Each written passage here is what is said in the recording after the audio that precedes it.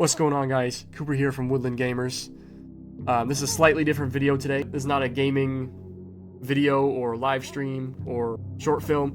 Today we are talking about a game that I've been playing a lot of, and you guys have really been showing up to the live streams, and I really appreciate it. That game is Bite by Night, which is a Five Nights at Freddy's themed fan game. It's an Asym game, so it's similar to other games that I've played a lot in the past. I'm a big fan of Asyms.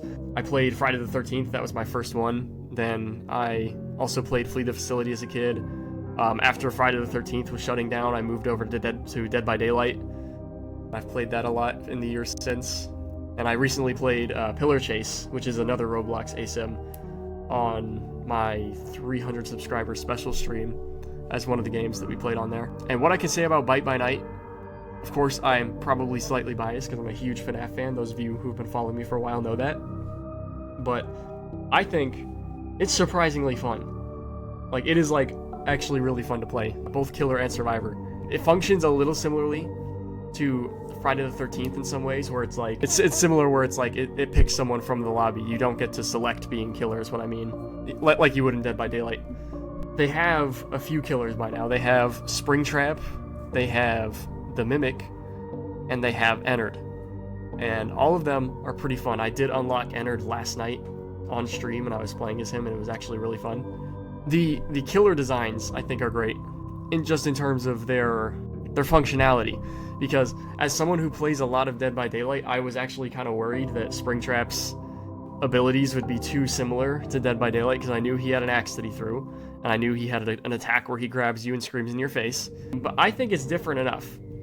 In my experience, it's been different enough so that it's still fun to play both of them and not get worn out off of playing Springtrap on either game, because like Springtrap in Bite by Night, he not only has an axe that he throws, which also, by the way, throws very differently to his axe from Dead by Daylight, but he also can set down traps, and he can hit this rush attack where he sprints after them and grabs them by the throat, and then he throws them. It's similar to Dead by Daylight, but it's very much different enough so that you can play both and not get worn out.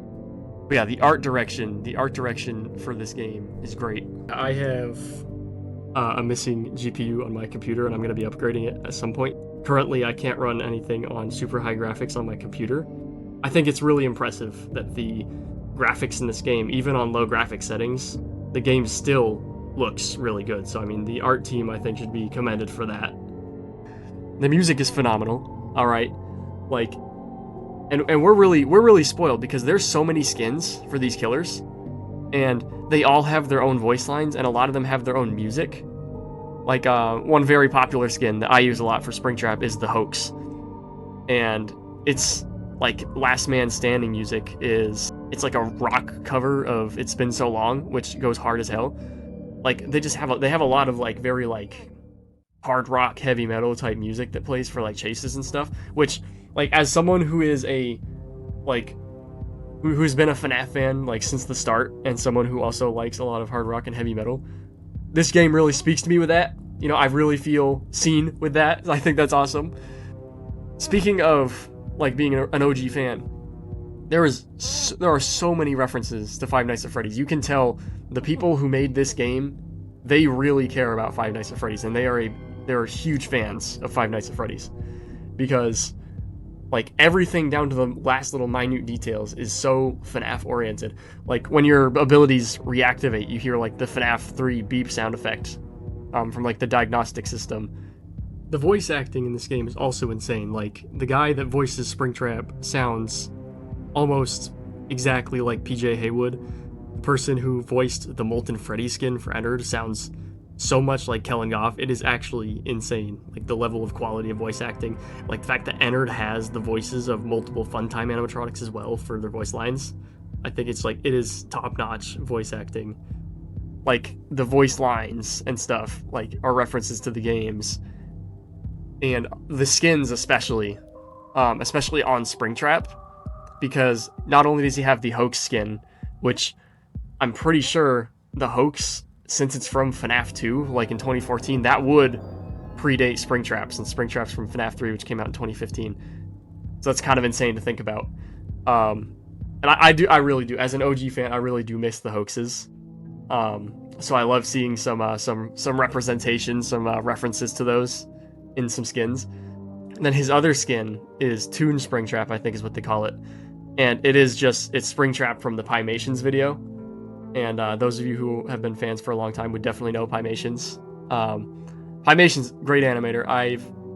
When I got into him when I was younger because of his FNAF stuff, and then I ended up watching his other stuff. Great stuff. Yeah, like there's just so much representation for like the old days of FNAF. And I mean, there is some representation for the new stuff too, for new fans. Because I mean, they have the Mimic as a killer in there, and the Mimic is awesome. Like I know this is like a heated debate, but I think the Mimic is actually a cool character. I think the Mimic is one of the best things to come out of newer FNAF. And I think that Secret of the Mimic is a great FNAF game, has a great story, great gameplay. In a way, it was a return to formula, but in a way, it was also so different. They did Steel Wool cooked on that one. All right, that's all I can say. That's all I can say. Steel Wool cooked on Secret of the Mimic, and so I'm glad to see that getting represented in here.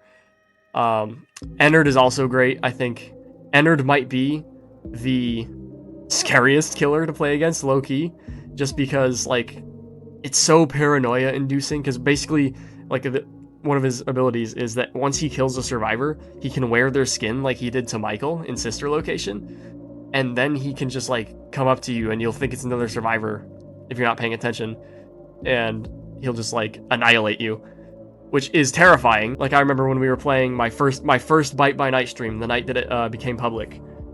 I was playing with Grunley, who those of you who watch the streams know he plays Dead by Daylight with me a lot, and he got on Bite by Night for that stream, and I thought it was him.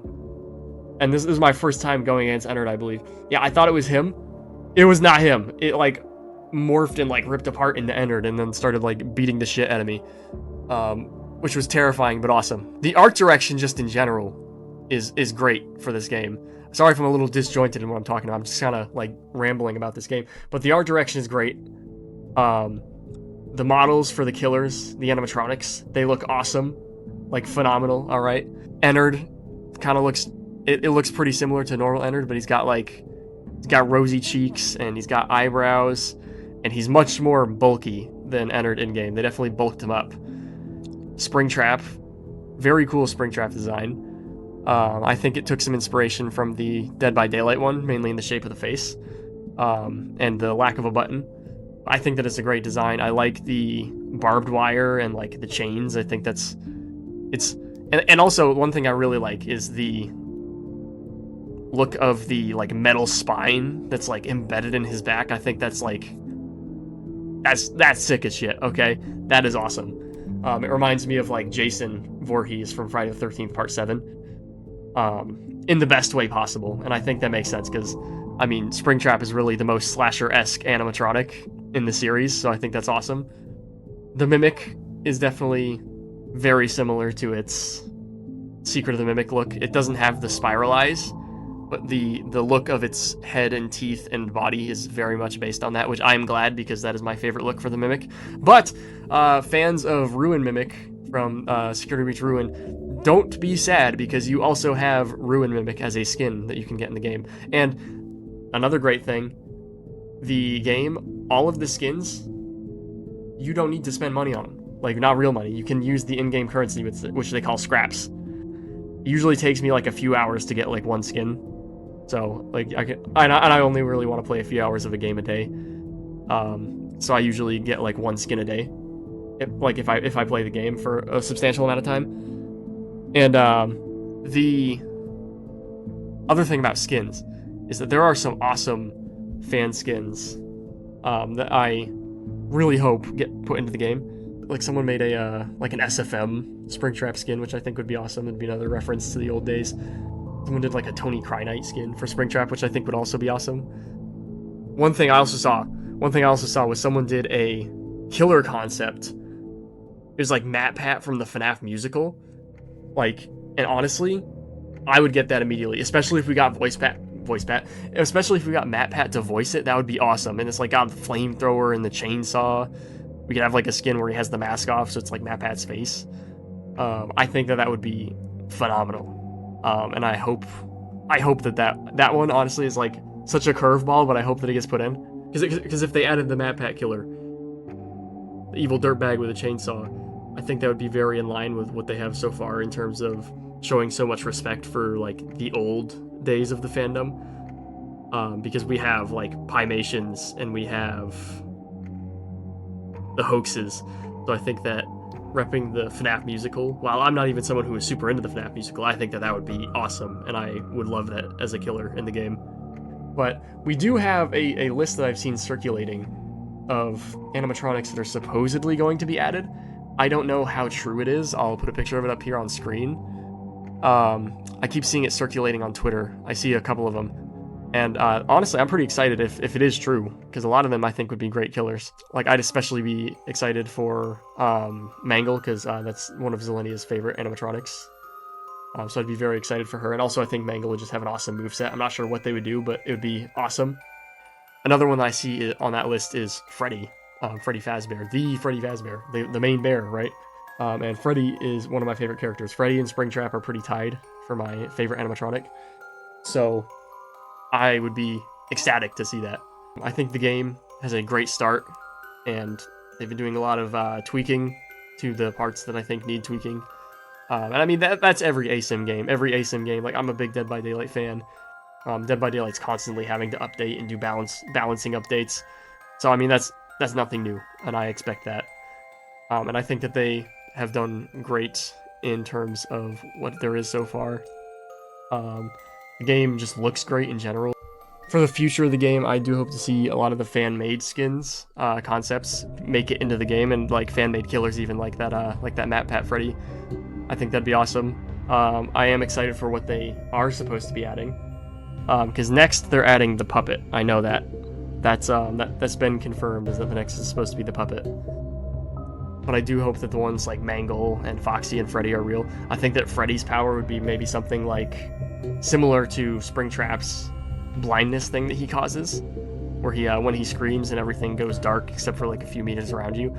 I think maybe Freddy would have something similar where he like triggers a power outage, and it lasts for longer, so that he can like sneak up on the survivors, and like maybe like once he's like about to like breach into their line of sight, his like eyes light up and it like plays like the Toreador March music box or something like that. That's just like an off the top of my head idea.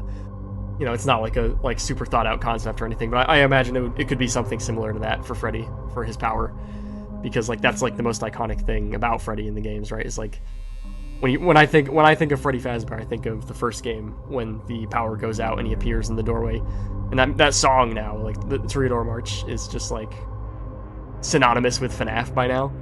So I think that it would be probably part of his power. That's just an idea, just a theory.